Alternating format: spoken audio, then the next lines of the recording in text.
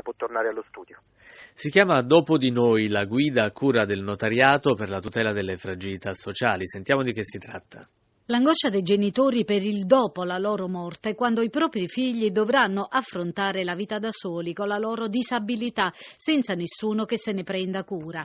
La tutela delle persone con handicap rappresenta un forte problema sociale. Lo scorso anno, con la legge di stabilità, è stato istituito un fondo di 90 milioni di euro per il 2016, 38,3 milioni per il 2017 e 56 milioni annui a decorrere dal 2018. Per informare le famiglie sui loro diritti, oggi giornata Open Day per la tutela delle fragilità, organizzata dal Consiglio Notarile dei distretti di Napoli, Torre Annunziata e Nola. Notariato ed Associazione dei Consumatori, infatti, oggi hanno distribuito una guida per il cittadino, una guida per rendere accessibile gli strumenti di primaria importanza per affrontare situazioni complesse e dolorose con maggiore consapevolezza e col necessario sostegno.